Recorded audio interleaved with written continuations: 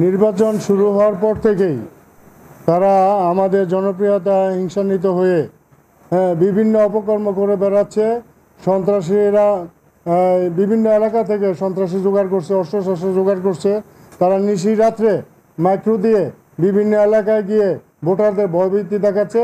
বিশেষ করে সংখ্যালঘুদের বেশি ভয়ভীতিটা দেখাচ্ছে। তারা যেন ভোট সেন্টারে না যায়, 26 তারিখের নির্বাচনে তারা যেন ভোট সেন্টারে গিয়ে ভোট না দিতে পারে। সেই জন্য বিভিন্নভাবে বিভিন্ন এলাকায় নিশিরাত্রে মানে রাত্র 1টা-2টার পর থেকে তারা মহড়া দিচ্ছে, ভোটারদের ভয়ভীতি দেখাচ্ছে বললে আমার কাছে অভিযোগ আসতেছে। এই পরিস্থিতিতে প্রশাসনের প্রতি আমার আবেদন রইল, তারা যেন জিনিসটা ভালোভাবে দেখে এবং এটা রোধ করা এবং সন্ত্রাসীদের প্রতিরোধ করা ব্যবস্থা নেয়। পাশাপাশি নির্বাচন কমিশনকে আমি বলবো যে তারা যেন এদিকে নজর দেয় এবং যত ধরনের সন্ত্রাসী কর্মকাণ্ড আছে তাদেরকে যেন প্রতিহত করে এবং 26শে জুন ভোটাররা যেন নির্বিঘ্নে ভোট কেন্দ্রে গিয়ে ভোট দিতে পারে সেই ব্যবস্থা করার জন্য আমি প্রশাসনের প্রতি আবেদন রাখলাম। যে আমাদের প্রতিপক্ষ যে রফিক, সে 4টা খুনের মামলার আসামি, তার বিরুদ্ধে অস্ত্রের মামলাও আছে, সন্ত্রাসী মামলা আছে, ছিনতাইয়ের মামলাও আছে, চাঁদাবাজির মামলাও আছে। আপনারা জানেন তার ভাই মোগল এবং শফিক সহ এলাকায় সমস্ত এলাকায় একটা ত্রাসের রাজত্ব কায়েম করছে গত 5 বছর। ইতিপূর্বে তাদের বাড়ি থেকে পুলিশ সার্চ করে 100 দেশীয় অস্ত্র এবং বিদেশি অস্ত্র উদ্ধার করে এবং তাদের বিরুদ্ধে মামলা হয়েছে। আপনারা জানেন যে সমস্ত এলাকায় তাদের সন্ত্রাসী বাহিনীর কারণে মানুষ স্বস্তিতে বাস করতে পারছে না। অনেকের নিরীহ মানুষের সম্পত্তি দখল করে নেওয়া হয়েছে।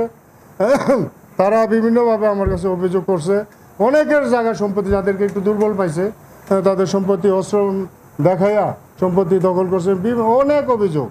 তাই আমি মনে করি তারা যখন কালো গ্লাস পরিহিত গাড়ি ব্যবহার করে নিশিরাত্রে, ওই গাড়িতে পুলিশ যদি হানা দেয়, পুলিশ যদি তাদের চেক করে তাহলে অস্ত্র পাওয়া যাবে বলে আমার ধারণা। অস্ত্র নিয়ে মহড়া দিচ্ছে এবং লোকজনকে ভয়ভীতি দেখাচ্ছে।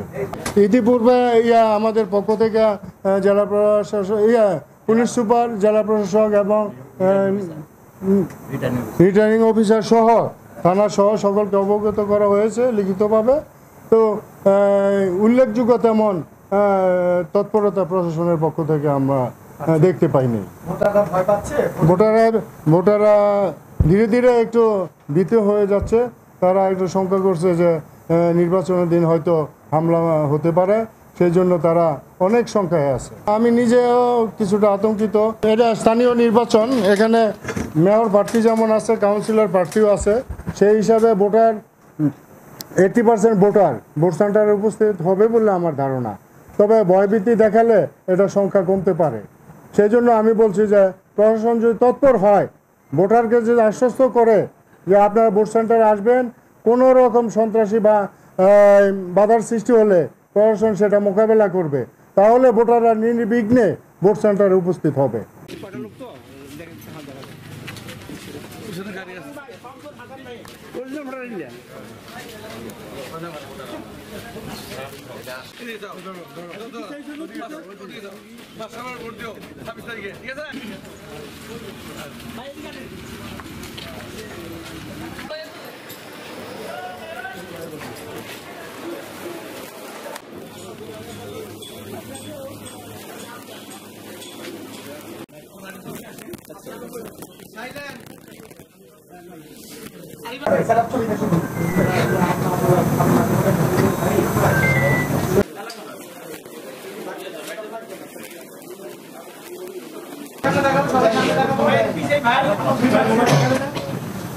মতি ভাই